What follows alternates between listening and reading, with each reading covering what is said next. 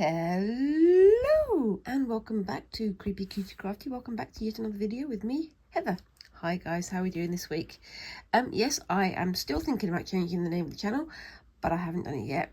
It's coming, but it's going to be a few weeks because there's some things I need to consider, because I've been sharing some information about the channel but not using the new channel name, so I'm going to have to give it a week or two and then change it to whatever I'm going to change it to. Still thinking about that though. Anyway, enough of that burbling, back to the stitching. So yeah, I've got this to finish off today, and I've got a couple of other things I'm doing over there as well, but today I'm just going to start off with this the tote bag that I've been decorating with various stitches, and I'm using it as sort of a practice tote bag. Ages ago I had like a wooden reel that I was wrapping fabric around to do practice stitches, but I think this is working out a lot better. And it's a lot more decorative as well, so which is what I like. So I'm gonna keep doing this. Anyway, so last week I started off with the sort of dark purple frame underneath, and then the white over the top, and now I've got the anchoring stitches to do, and I'm going to do those in red thread. This is my number 8 pearl, whatever it is, and this stitch was this one here, the squared filling stitch. So I've done the as you can see there, I've done the background thing there, and then I'm going to go over and do the stitches over like this. So yeah, it's saying about doing stitches over here, but I think it's just a variation, so I'm just going to be doing it straight away like this one, which I think will look nice. We'll see how we go. And I have another one to do after that as well, but we'll see how that goes. Depends on whether or not time runs away with me again. It does have a tendency to run away because I get lost in what I'm doing and wind up forgetting that I need to go and do other things like eating and sleeping and things like that. So anyway, I'm going to start here. I'm not going to start on the outside. I'm going to start here. Get it nice and close. I'm going to try and do this without going underneath the thing, because it's on a bag. This is a tote bag, as I say, and it's going to wind up making it a bit awkward, so I'm going to try and do it that way. So yeah, that seems to be working. I might have to go inside a few times, but let's try to keep it on the surface. I think that red looks quite nice. It's an interesting one. Just trying out again new stitches for me, and I was also thinking this could look nice on my my woven fabric pouch, which I will be coming back to that one next week, because this week I've got other things that I need to do. But yeah, considering doing this on one of the decorative corners of that, so that would be nice, wouldn't it? Yes. Anyway, how are you guys doing this week? It's once again a horrible grey, not quite winter, not quite spring morning here in jolly old Blighty. The sky is grey, the weather is cold, it's a little bit misty out there, everything feels slightly damp, and yeah, roll on spring. Winter is not my favourite season, more autumn for me personally, but yeah, it's a grey old day out there, and same as usual, everybody's getting all of the bugs, because it's the time of the year when coughs and colds and flus are doing the rounds. It is also half term, so of course that means everybody's going out to museums and to theme parks and things like that, so even more germs to pass around, which is always good. As anybody out there who works in education will tell you, half term and after Christmas or after the summer holidays, that's when all of the bugs get shared around the school, because everybody brings them back from their travels abroad or from their travels around the country. Yeah, and then we have not much recovery time, because we have so many half terms and breaks and things, which, you know, I'm not complaining about having breaks and things, but at the same time it does wind up giving you all sorts of coughs and colds and croaky voices and things, which is always fun, especially when you're trying to do a video for people to listen to on the internet. Anyway, yeah, if you're new here, hi, I'm Heather. I am a mum to my 14-year-old child Squinks, and I am what I suppose you'd call an inveterate crafter. I just love to make stuff. I've been focusing more on fabric and sewing and stitching and embroidery recently, but I do all kinds of other stuff as well. I'm thinking about the next few things I'm going to be doing. I've got a few plans for more fabric based things. In the next few weeks I've got some spinning, so I'm going to be making some more of my own yarn, and I'm going to be doing some more weaving, and I'm also going to be having a look at some tapestry techniques, so making an image using woven techniques. That will be fun. But also I'm going to be having a go at some things like tie-dye. I've done it before, but I'm trying to learn new techniques and learn new processes, which will be always useful because I want to make some of my own fabrics. And then maybe turning those into costumes or into outfits or into garments or blankets or whatever the heck takes my fancy. But we'll see how that goes. But yeah, I mean, I've also got some other crafty things I want to have a go at. I'm planning on doing a doll remake sometime in the next month or two. I have a Monster High doll that I bought secondhand specifically for the purpose, but it's one of the more sculptural things, one of the more non-fabric things that I'm going to be doing, but of course there will be some fabric elements to it as well. So I'm going to be having a look at black work and gold work and trying to incorporate those into my doll remake design, because I've got some ideas about it. If you've watched any of my previous Friday fabric fumbles, you'll know what those plans are. But yeah, I've just got to get on with it. But also, yeah, I'm going to be having a look at black work and gold work anyway. I mean, I've done some black work in the past, which I hope you guys can remember.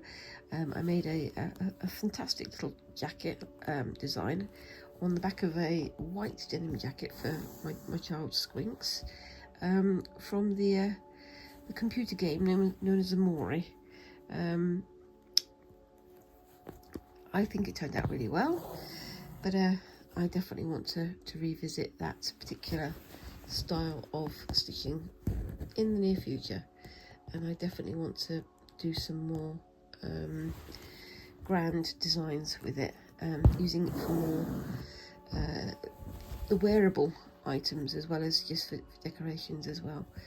I'm thinking of having a go at some what's the word, smocking, and you know, incorporating black work style ideas in with the smocking type designs, because I think that could be a fascinating combination.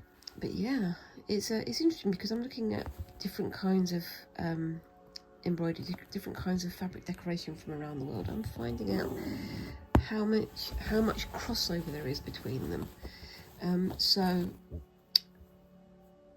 you'll previously have seen me having a go at black work, but also I was having a go at things like chicken scratch and sashiko and things like that. And there's an awful lot of sort of not design ideas, but sort of different sort of motifs or different techniques that are transferable from one pattern to the other. So I mean, when I was doing some black work designs, I realised that actually black work could be really usefully done on gingham, which is what you normally do chicken scratch type patterns on, and I wound up with, well, it's quite handy, I've got it right here, so with this sort of design. So these are black work patterns on a small tight gingham design. You can see how small that is, but it turned out pretty well. And talking of turning out pretty well, I'm liking how this is looking. What do you think of that? I was thinking of maybe going over and making an X like that, but I think just the one line going down looks quite nice. I don't want to overwork it, which is always the thing that we fear, isn't it? Overworking our designs. But I think it looks pretty good as it is. So I'm not going to bother adding any more cross lines going over it because it doesn't need it, I don't think. I think it looks quite nice as is, as I say. And this is again from my dictionary of stitches, the dictionary of embroidery stitches. I will show you the front cover of that in a bit when I get onto the next part of this. I've been doing this with the same needle for weeks and weeks and weeks and weeks. Yeah, you can see the needle itself is starting to bend. Can you see that bend on there? It's being so heavily used for all of the stitching on this little project here. But I think it looks pretty good. It shows that it's being worn. At some point it's going to break on me, I know that, but such is life. And then you move on to the next one. But yours.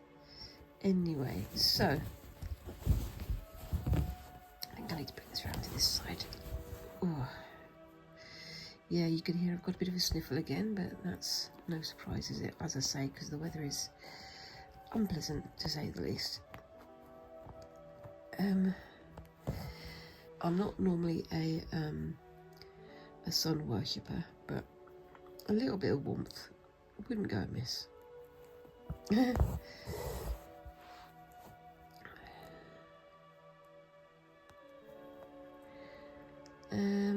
And what else have I got to talk about? Oh yeah, Squinks, they were in New York up until yesterday morning. When they came home, it was a very sort of short flying visit to New York where they had to go and explore some theatres and some bits and pieces like that, and I think they definitely would love to go back one day when we get that lottery win. And of course, if I do wind up going to New York, I will be looking for all the crafty things going on there and probably taking you guys along with me, because why not? Anyway, but yeah, but they've got all stories about going up the Empire State Building, which is still a thing. I think it's quite interesting that going up the Empire State Building is still a thing, even though the Empire State Building is no longer seen as the tallest building in the world. But yeah, it looks fascinating. I definitely would love to go and see things like the Museum of Modern Art and the Guggenheim museums there, because some fantastic places to look. And me being a museum goer, as I am, I think I could quite happily spend days and days and days going through all the museums in New York. Anyway, so yeah, and yeah, we've got trips planned for this year for us to go back to Brighton, as we said, and having a look at more of the museums and the design and the culture there, which I think is always a lovely place to visit. Very open, very welcoming, very forward-thinking part of the country, I find. And there's nothing wrong with some people who are a bit more open and welcome and forward-thinking, is there? Absolutely not. Right, so, oops, nearly went to the wrong place there. Yeah. So I'm going to be having a go at some more spinning. I've done some more spinning of yarn already this week, but I need to get that done so I can get a video out for you guys. Fortunately, because we've had such a hectic few weeks, what with Squinks going to America and all this sort of stuff, we've wound up putting lots of things on the back burner. So we're trying to play catch up, but isn't that always the way? I've kind of sort of said that the one thing I want to do every single week is the Friday Fabric Fumble, because at least then, oops, sorry, punching the camera, as is now traditional. Every week I want to do the Friday Fabric Fumble to make sure that I am actually doing some crafting of the type that I want to do. So, yes. Anyway, so I'm going to bring that through onto the back. And there we go. I think that looks really quite nice. It's simple and it's kind of open, but the organisation and the linear structure of it looks really nice. I really like how that's turned out. Now, for the next part, I'm going to keep the red on my needle and bring it through there. So if I haven't gone through, no, that's fine, that's okay there. And I'm going to get my dictionary of stitches over here again. My Mary Thomas dictionary of embroidery stitches, complete with ring light. So I've just finished that one there, the square filling stitch number 1. And now I'm going to just open up to another random page, which I opened up to the random page before I started, and I'm going to have a go at this one here, which is the wheat ear stitch. So you do like those 2 Y stitches and then you do a chain stitch underneath. So that'll be interesting to try. I'll have that open on the side, and I'm going to be starting with the red again because that's what I've got on the needle already, and it'll make it tie into this one. I'm not going to do it super all over the place, but we'll see how we go. So if I go across to here, I get my first Y. Oops. And if I do that to right, so you've got to have it going backwards. So I was thinking having the Y going this way and then the thing on there, but no, you have to do it going the opposite direction. So I'm going to go up to here. I'm going to make it winky wonky so it sort of loops through. So these have to meet at the end, so this is going to be interesting. Okay, so do one there and one going across that way.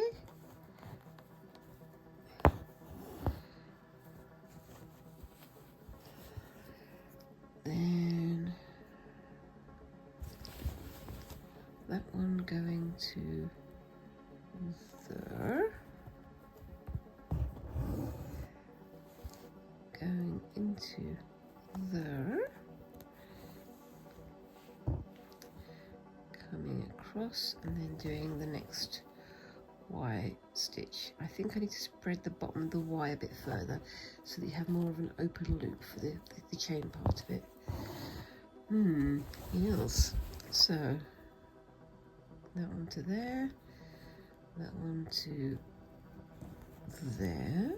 I'm going to have that Y a bit further apart, have it coming up there, and then I suppose I can put it through, but I'm going to do it over the top, I think, like that. And then have that going under, and another one going through like that. Yeah, I think that works a bit better than the first one. A bit more shapely. Let's put it that way. Let's put those a bit further apart. Put that one to there. It's supposed to look vaguely like an ear of wheat, which I don't know if it does, but you can tell me if you think it looks like an ear of wheat. What do you think? Again, this is why I'm practicing, so I can get better at doing these things. There we go, and that goes through there, and then that goes in there, and then finish on that Y. So I'm going to go over to here, and then doing the same over here. So start with the Y. Oops, my child is having a hilarious time upstairs apparently.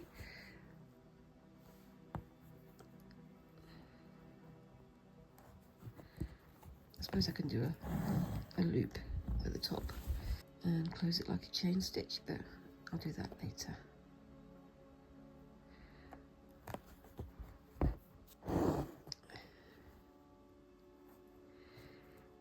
and then through there,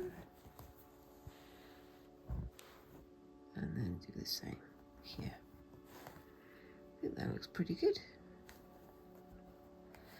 What do you think? Yes, so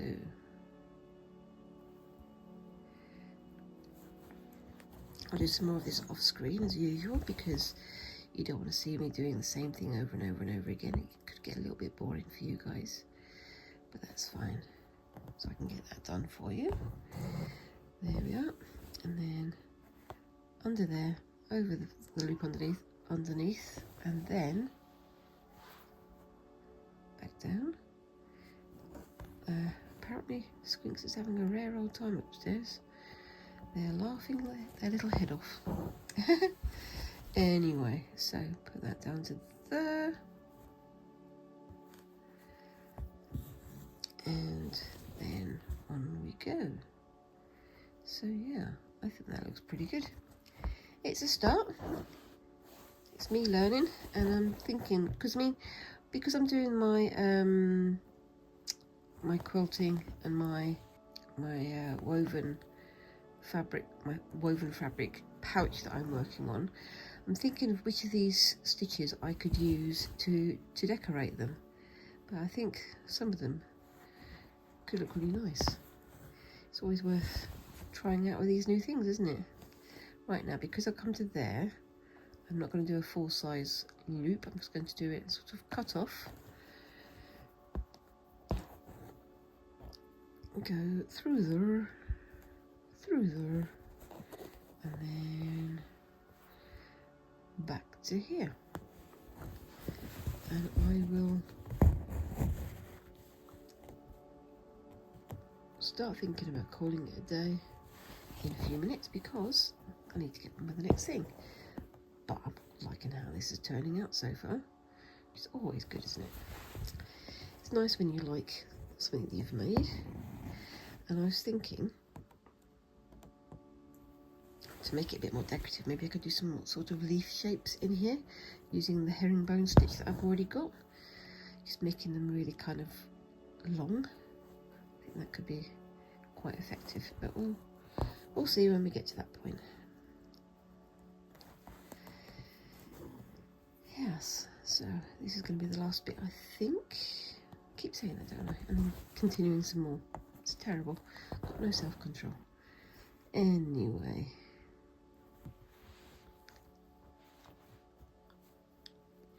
It's nice as you go along, you can see that you're actually improving what you're doing, because you're practicing it and correcting your movements and things. I think it's nice to have that very tactile, very, very trackable progress, because constantly getting better. Right, so I'm going to leave that there. I'm going to finish that off screen, add some more leaves on there, and take a photograph at the end. But I really like how that one's turned out, and I think I definitely want to use that one on the fabric woven pouch that I'm making at the moment. So I'm going to put this on the side and come back in a minute. See you in a bit. Okay, so I'm back. Hello again. I don't know if you guys have seen my video on weaving, but I started having a go with this thing here. This is called a pin loom. It's just basically a square of wood with the pins all around the edge. These got rounded heads so they won't damage the yarn that you use, and you just basically weave around them. I'll show you, but you can see how that worked out on the video that I've got on weaving last week or whenever it was. Anyway, so in the video I made these two little patches. They're lovely and soft. It really does obviously depend on the wool you're using, but I do like how they're looking. This one I sort of did a chevron style pattern, and this one was basically just a straight weave. Some patterns, some weaves go on diagonal, as this one has, and some of them go on the square.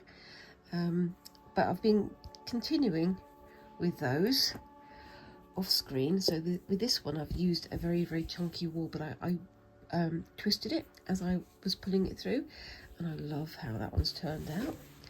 I'm trying to look for some more sort of variegated wool so I can get almost like a tartan check feel to it, but I do love how these are turning out as they are.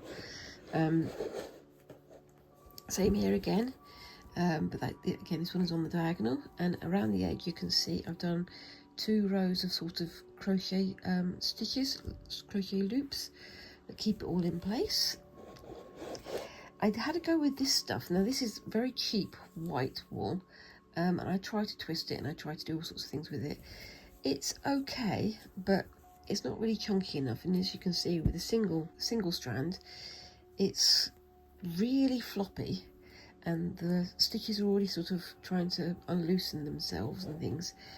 Don't really like it. I think it does work an awful lot better when you've got chunkier wool like this stuff here.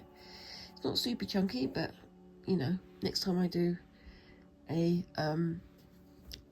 purchase, I will have a go at doing that, getting some more chunky wools. I've also got this one, which is Rico Rumi, which is basically, it's called Spin, but it's essentially like said it's stranded, and it's let's have a look, 100% cotton, so it's basically a cotton rather than a wool, and it's sort of medium thickness, medium chunky, and it's turned out okay, but again, it's still fairly flimsy. But I've also picked up a smaller loom and started doing smaller patches as well, so you know, doing the twist on there. And this one is with the 4 strands again, like the previous one you saw. But also, as I've been doing it, I've been doing these crochet loops around the edge, but I've also started doing them inside the actual weave itself. I'm thinking of next time leaving this on the pin loom and seeing what sort of patterns and things I can do from there, and I'm hoping I can turn them into a blanket or some kind of garment, something like that. But just have a go at something today. I'm going to put the big loom aside. I've got some extra strands here and my wool if I want to use that. But over here, as I say, I've got my latch hook that I've been using.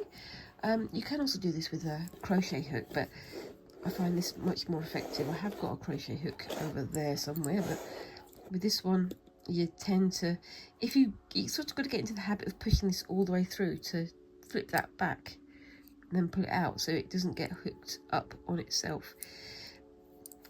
It's, again, just learning the process. Now, I wove this a little while before starting to video. It's 4 strands again, and I've got this down here at the end, and I'm going to use that to do those crochet hooks around the edge so that I don't lose the shape. I've done this quite tight. You can hear how tight that is there. It's done like that so that I want it to sort of shrink as it comes off, so it tightens up those, tightens up the weave. But before I do that, I've got some random bits of fluff here left over from doing previous efforts, and I'm going to try and do a circle using my hook, because I want to try and do some patterns on here as well, just to see how that will turn out. So first thing I'm going to do is on the end here, I'm going to do a knot so I can keep the end nice and tight. Oopsie daisy.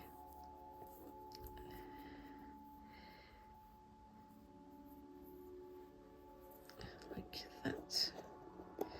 And then I'm going to hold this up like this, put my hook through,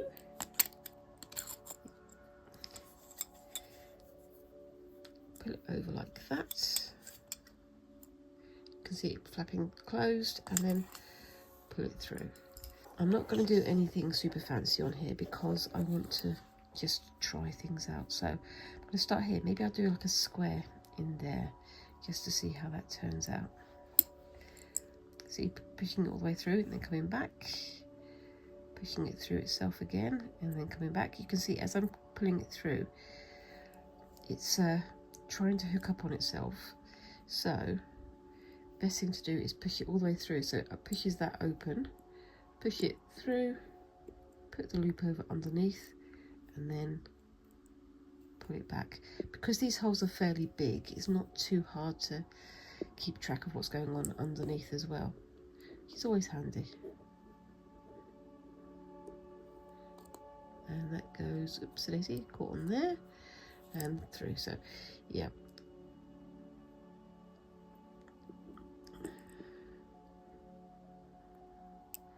there we go.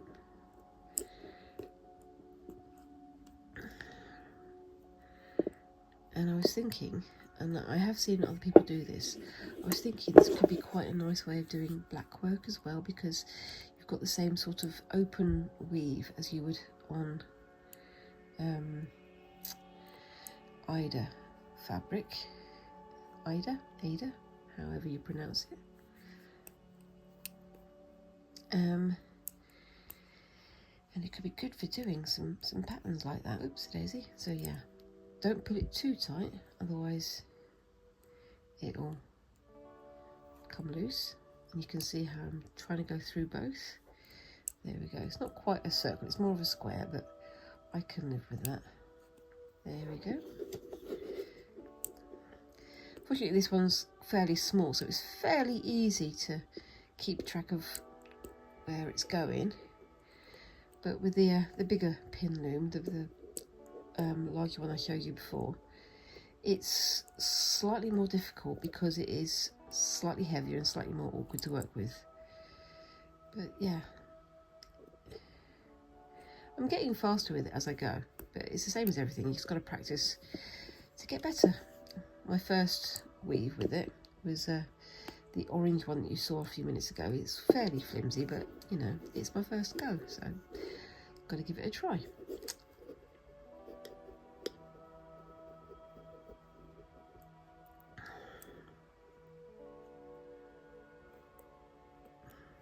And through we go.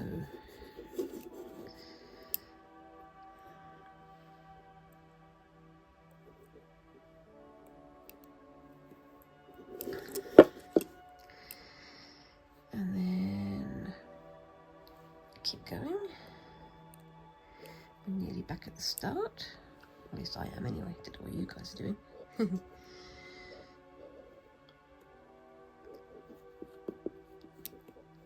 And then I'm just going to put a loop through, oopsie daisy, if I can. I'm going to try and put a loop through there.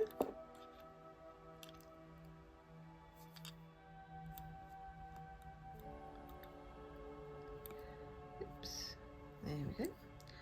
One loop through, and then pull that through there.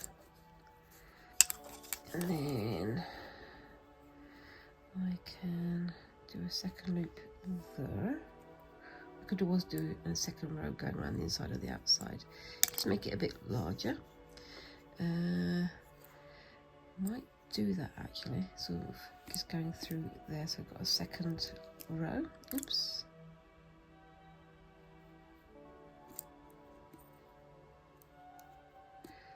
Nope.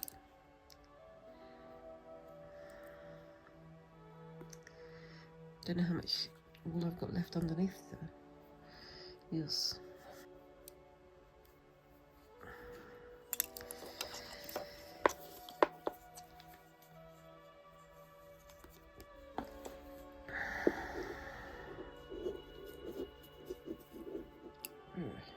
More fingers and thumbs at the moment. I blame the cold.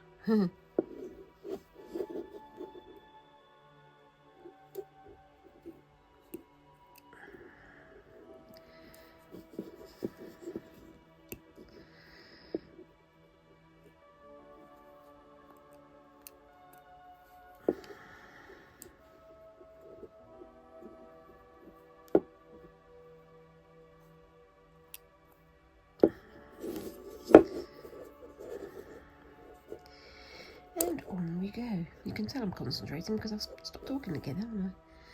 Always the way. I've got to remember that you guys are there waiting for me to put forth my pearls of wisdom. I'm not sure that they are pearls of wisdom, but they're mostly pearls of nonsense in my case.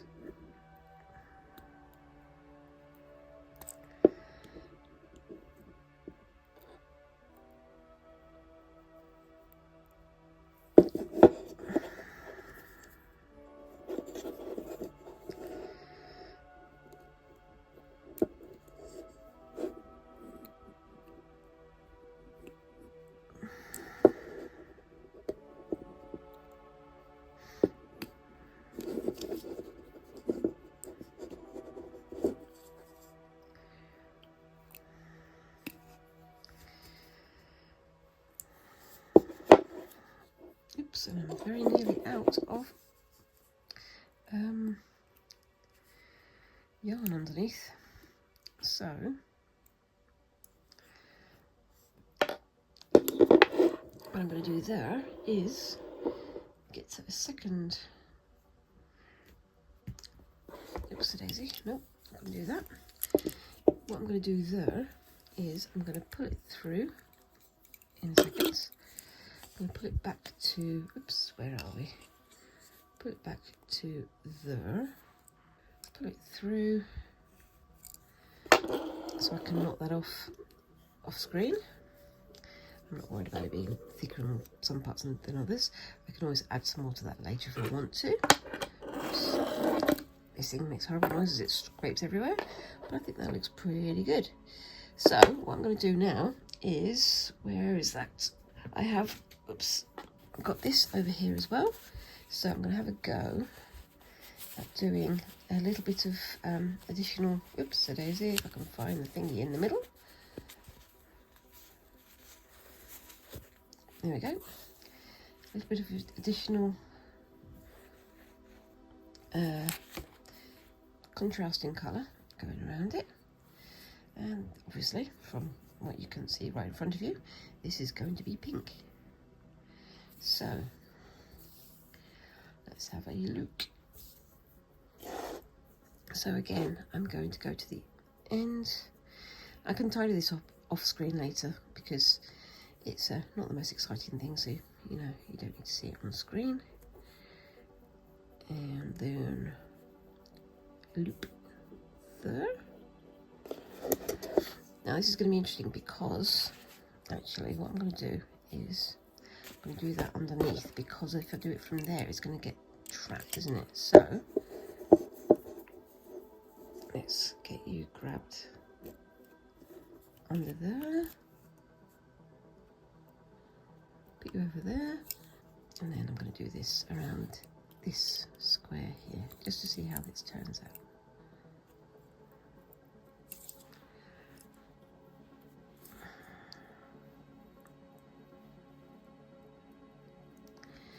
And again, I'm probably almost definitely going to be doing most of this off screen.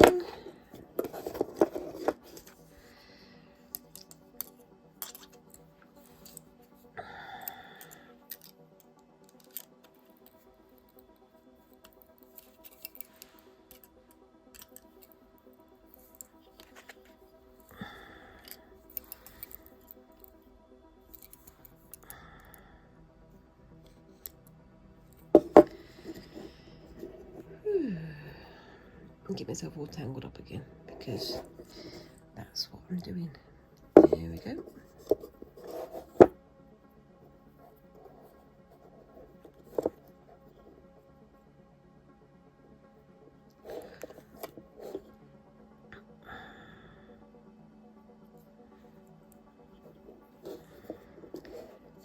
Like I say, I'm not very good at crochet, so that's why I've gone for this rather than that, but it's also not a particular set of skills that I've learned, but I am planning on doing some crochet because I may have mentioned this, but I have a team of ladies who I do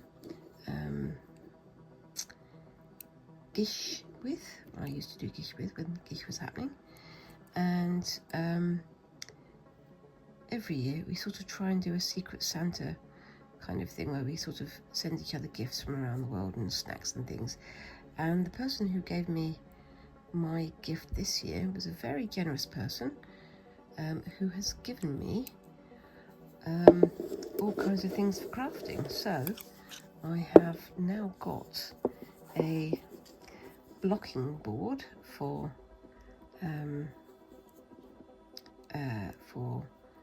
crochet and knitting. So I'm definitely going to have to give that one a try. And they've also given me a ball winder, which will be very useful for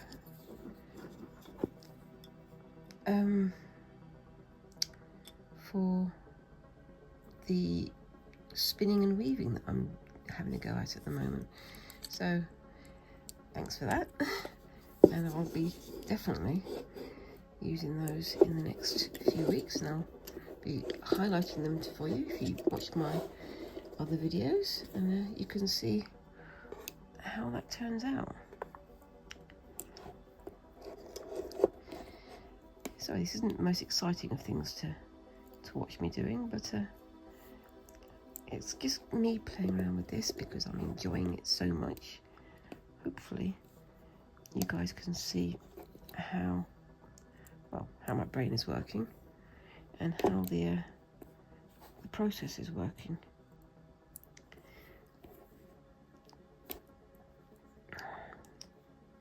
It's one of those things where you've got to get into the rhythm of it, and then it does start to make a lot more sense, as you can see with this. So yeah.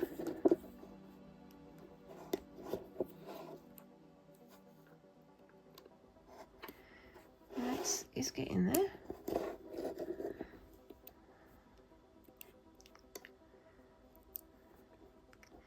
And as usual, I will be finishing this off and adding any pictures to it on the close screen after the end of the video.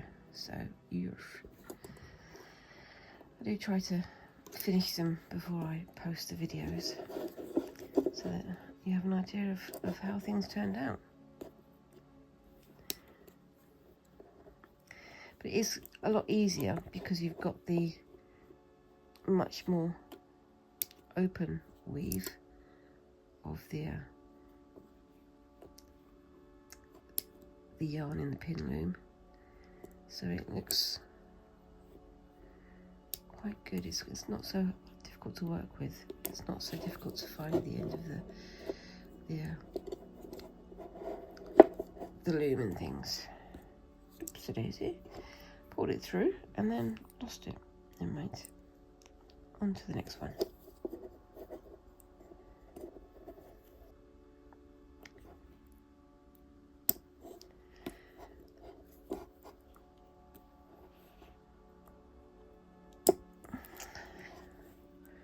Not sure if the pink and the green work together very well, but I think it looks pretty good.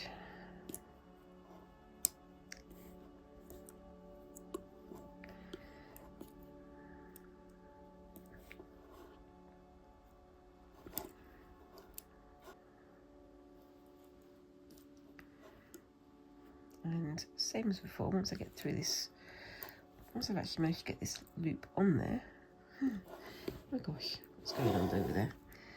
Far too much. And I've lost me all on the floor because of course I have. And then obviously I'll finish this off the same as I did before and add the knots on the end and make it all look nice and tidy.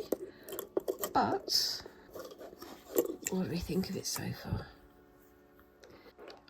It needs tidying up, as I say, but I think that looks pretty good.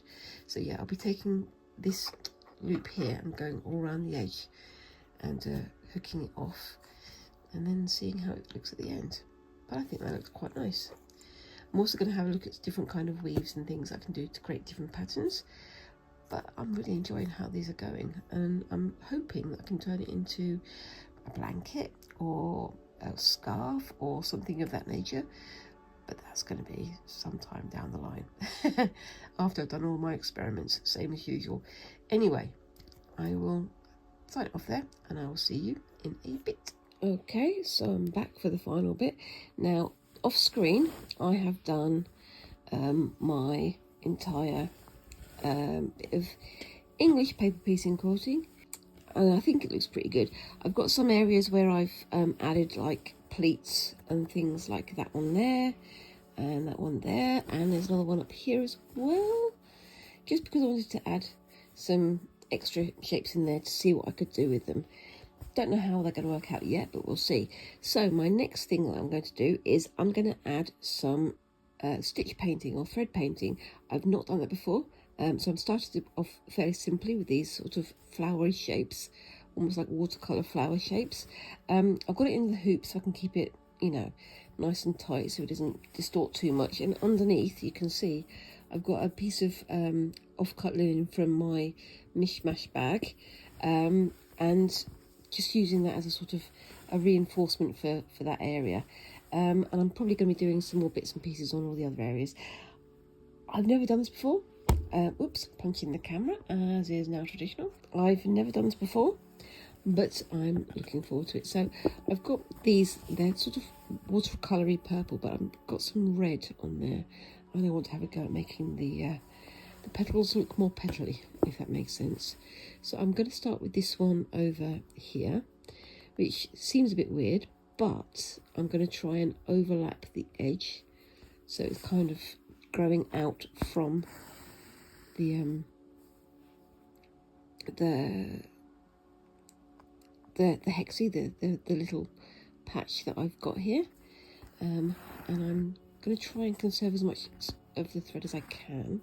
So I'm just going to try and have it sort of radiating from the centre. I've not made things easy for myself, have I?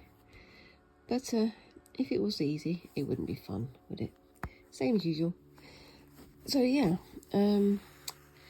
got all sorts of things going on at the moment and trying to keep up with what I'm doing. But the one thing I'm trying not to do is buy more stuff, especially more crafting stuff, because I have so many things here now that need to be used up that I've basically set myself a challenge to just not buy anything. I mean, there's going to be some things I can't, that are unavoidable. Things like, you know, if my needle breaks and I need new needles, I'm going to have to get some new needles. Or if I run out of embroidery thread, I'm going to have to get some more embroidery thread. But I'm going to try and use up what I've got before I go out and buy more. One thing I do have a lot of at the moment is quite a bit of fabric that needs to be used up. Quite a lot of it was bought, you know, from the hobby stores and things like that. But I've got to try and use up what I've got before I start investing in more. Now I know I've got the Creative Craft show coming up very soon, but I'm only going to try and buy essentials for that from that one, and maybe have a look more at the workshops and classes than at the products that are on sale. I say that, but I know I'm going to spend a little bit of money there, because, you know, you go there to enjoy yourself. You don't just go there to look and not touch, which is, you know, standard, really, isn't it? If it's a craft show, it has to be touched, doesn't it? It needs to be touched to be experienced. Otherwise, you're not going to know quite what you're doing. It reminds me of years ago, there was a TV show about Jamie Oliver's cooking, and I went onto a website that was discussing the cooking and so on, and there were a lot of people complaining about the fact that Jamie Oliver was touching his food before he cooked it. And I was a bit kind of flabbergasted about this. It's like, he's cleaned his hands, he's made the dish, he's washed his hands, and then he served it up, and you're complaining about him. How do you know what condition your food is in if you're not making any kind of contact with it? How are you knowing that it's cooked through? How do you know it's cut properly? How do you know all these things unless you're tasting and you're touching and you're smelling? And you can't have the food and the items there without you actually experiencing them at a greater level than just looking at it from a distance. I've never quite understood that one. It's very strange to me. Do you guys cook your food without ever touching it? I very highly doubt that. It's a weird one, isn't it? I know there's a bit, you know, a big push on, you know, hygiene and things like that, but if you're washing your hands and if you're, you know, keeping things hygienically separated before you can buy them on the dish, then it's hygienic. Just touching isn't going to make your food inedible. There's a whole lot of stuff that happens before that could make it inedible, but, you know, touching the food isn't the bit that's the biggest problem. And it's the same with craft stuff. Going off on a tangent there, but it's the same with craft stuff. if you want to know how soft the fabric is, if you want to know how rough it is, how heavy it is, you've got to try it out, haven't you? You can't just go into a craft shop and look at pictures, otherwise you'd just be ordering from a catalogue, wouldn't you? Yeah. But you've got to try these things out. There's also the issue that if you touch things too many times, you know, they can get mucky. So if you're going there to look at things that people have felted, for example, don't be touching them without permission. Those are things that are to be looked at. But then, you know, if you're going to be doing some felting yourself, touch your supplies, but not the finished products. I don't know. I'm burbling again. I don't know what I'm talking about. I'm just talking nonsense. So just filling this out here. This is just the general shape, and I'm going to be adding to it with some more stitches in a bit, so sort of thickening it out, and see how we go. I think that's looking pretty good already. And I'm not worrying that the colours are different. It's just how it works. So yeah. Anyway, that's enough of me ranting on about that. But yeah, I mean, I am still picking up new crafts, new ideas, new things, like bits and pieces. As I said, one of the things I want to try out is marbling. But I'm going to try and get all the other bits and pieces that I've got things bought for done first. So yeah, I'm going around a second time now, just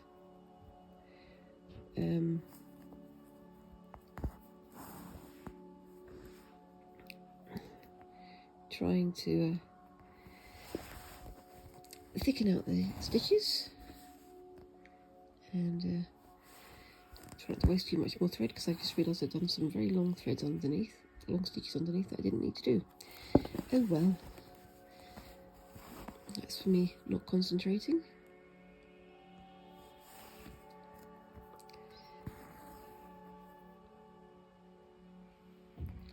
I'm going to come back in a bit because my husband's making a cup of tea. Okay, so I paused it there because my husband was making a cup of tea and making all sorts of clanking noises in the background. But, you know, it's his house as well.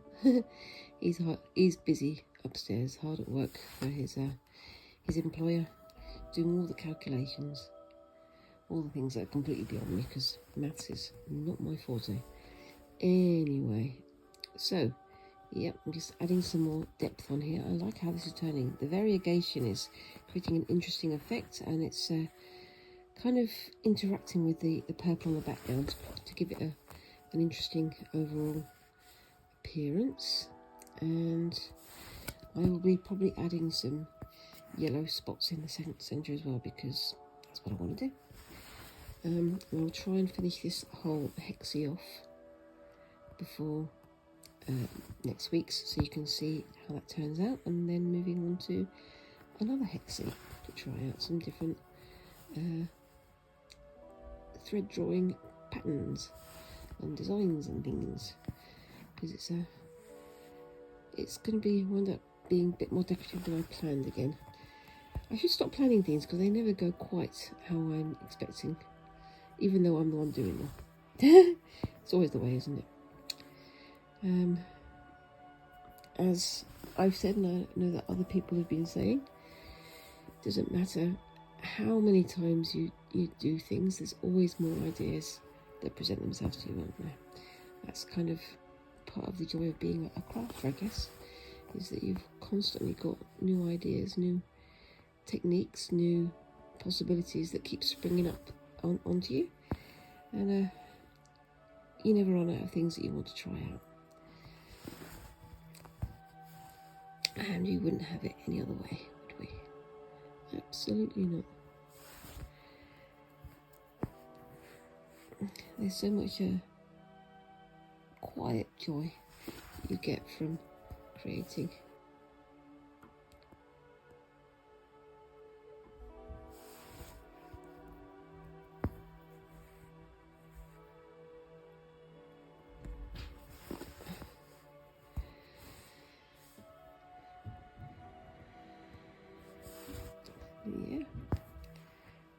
going to continue adding more and more to this. I think I'm going to be doing most of this off screen, just because I'm running out of time.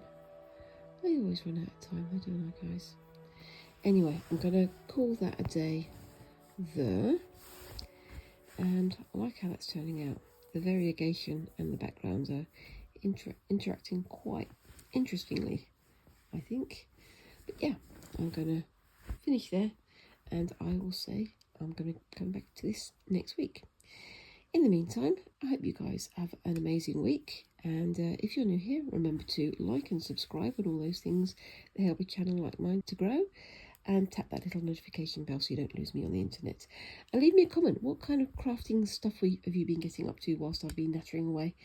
I'd love to hear from you. In the meantime, as I say, I hope you have a fantastic week, and I look forward to seeing you in the next video. Thank you very much again, and bye-bye.